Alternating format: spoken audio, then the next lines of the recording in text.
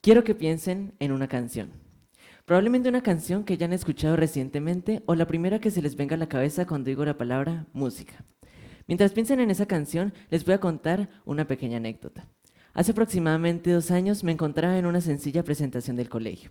Digo sencilla no porque lo que estuviera haciendo fuera fácil, sino porque el número de personas que estaban siendo impactados por eso era sencillo de comprender. Cero. Ninguno.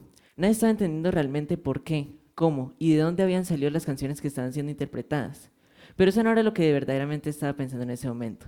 Lo que estaba pensando era que era una atarraya, que era una piragua, quién era Úrsula Iguarán, porque era lo que estaba cantando, era lo que llevaba años cantando y todos los que me rodeaban lo habían cantado conmigo. Entonces, para saciar mi curiosidad, me dirigí a la biblioteca del colegio. En ese entonces había un gigantesco estante metálico que decía literatura colombiana. Empecé a hojear los libros que estaban allí expuestos, a mirar cuáles eran los autores que estaban presentando sus grandes escritos a nosotros, y me di cuenta que era un colombiano que no conocía Colombia. Desde hace 2 años empecé a embarcarme en este gran camino que fue conocer a Colombia. Empecé a tocar instrumentos que eran nuestros, a leer literatura e incluso a escribirla. Y me di cuenta de un gran detalle. ¿Qué pasa si un país empieza a olvidar su cultura? ¿Qué pasa si olvidamos nuestras raíces? Si olvidamos el por qué hoy somos así, cómo llegamos al día de hoy. Entonces me di cuenta de que olvidar la cultura era olvidar la historia.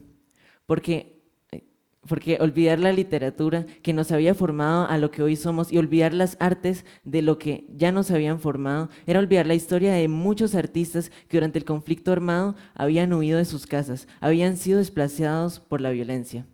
Entonces me di la labor de intentar impactar a las personas. Empecé a decirle a las personas, oye, debes conocer la literatura, oye, debes escuchar la música. Y me di cuenta de que todos eran escépticos. Decían no entender o no querían aceptarlo porque no sabían qué era la cultura colombiana. Para explicarles básicamente qué es, la cultura colombiana es la mezcla de 3 culturas o 3 razas que llegaron a nuestro país hace muchos años. Los afrodescendientes, los indígenas que ya están aquí y los españoles. Una de las grandes muestras culturales de estas 3 razas y de ese conjunto de tradiciones es la cumbia. La cumbia es un claro ejemplo porque literalmente los instrumentos se dividen en 3 partes. Los instrumentos de viento, que son los indígenas, los instrumentos de percusión, que representan directamente los afrodescendientes, y la voz y los bailes, que son los españoles. Claro, esta mezcla ha impactado por miles de generaciones, pero ¿qué ha hecho que hoy en día empecemos a perder esa cultura? ¿Qué ha hecho que cada vez sean menos las personas que bailan estos ritmos o que interpretan esa música? Uno de los versos más famosos de cumbia en Colombia es El Pescador, que originalmente fue escrito por José Barros, pero fue dado a conocer por Totó la Momposina cuando se expandió en la época de oro de la cultura colombiana, cuando en la misma época Gabriel García Márquez ganó el Premio Nobel de Literatura. Uno de sus versos dice, va subiendo la corriente con chinchorro y atarraya, la canoa de bareque para llegar a la playa. Las 3 palabras que están en rojo son probablemente palabras que ustedes desconozcan por completo. Probablemente es la primera vez que los escuchan, pero hace muchos años, de hecho, estas palabras eran demasiado utilizadas en la costa caribe colombiana. Si ustedes no sabían, el chinchorro es la tela que se utiliza para hacer las hamacas en las que duermen los pescadores. La atarraya es la red redonda con la que realizan sus labores y el bareque es la madera y la forma de construcción con la que hacen sus canoas. Pero esto no sería conocer nuestra cultura, sería traducirla. Y esto lo podemos hacer muchas veces, pero no apreciaríamos verdaderamente lo que somos, de dónde venimos. Y este problema nace de la globalización, pero la globalización no es un problema. ¿Por qué la globalización no es un problema? Porque nos ha ayudado a conectarnos, a conocer nuevas culturas, pero el verdadero problema está en que las demás culturas nos están opacando a nosotros. Eso se puede ver en un verso de León de Greiff, uno de los más famosos poetas colombianos, que dijo, la cultura es el recuerdo de lo que hemos sido, León de Greiff es uno de los poetas más viejos de Colombia. Y si desde hace tanto tiempo ya veía la cultura como un recuerdo, ¿cómo la vemos hoy en día? ¿Como una pérdida? ¿Como un olvido?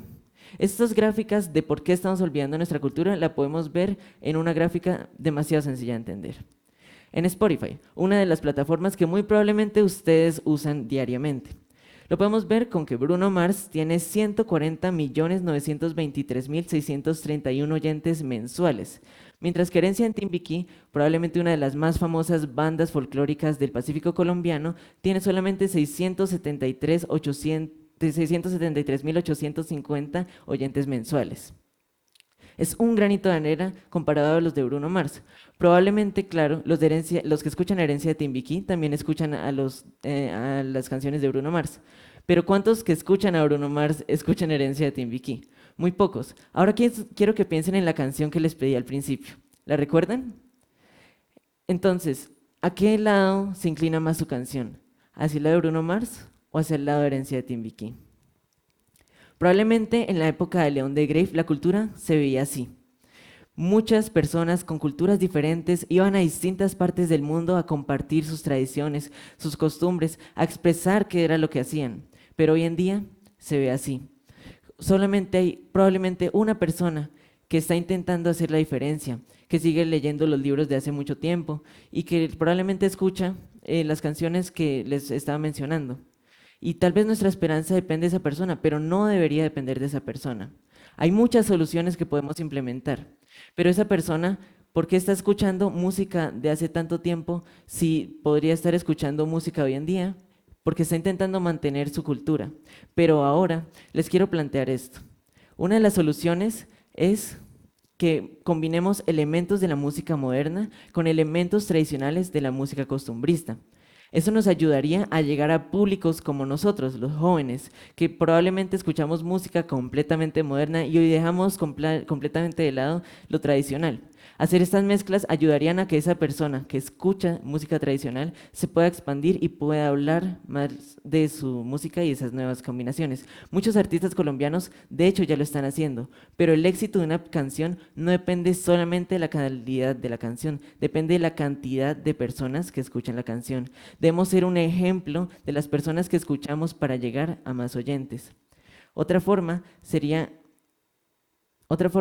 llegar a los nuevos espacios digitales, porque los espacios digitales nos están ayudando completamente a la nueva globalización del pleno siglo XXI. Llegar a nuevos espacios digitales ayudaría a que en vez de que las culturas influyan entre nosotros, nosotros influyamos a ellas. También que en los currículums académicos no seamos solamente una mención, que la cultura no sea solamente una mención, que seamos de verdad una forma de conectar con los estudiantes, para que cuando crezcan sean orgullosos de su patria, sean orgullosos de sus culturas. Otras formas serían las nuevas maneras de arte, como son los famosos NFTs, que han cobrado mucha relevancia en los tiempos recientes. La cultura colombiana no ha explorado esos nuevos horizontes, no ha explorado esos nuevos escenarios, y cada persona puede aportar su granito de arena y volver a ser la cultura colombiana como fue en la época dorada de la cultura. Cuando el Nobel fue otorgado a Gabriel García Márquez, cuando Totó la Momposina se hizo famosa en los escenarios de Estados Unidos. Y tal vez solo así podremos ser la estirpe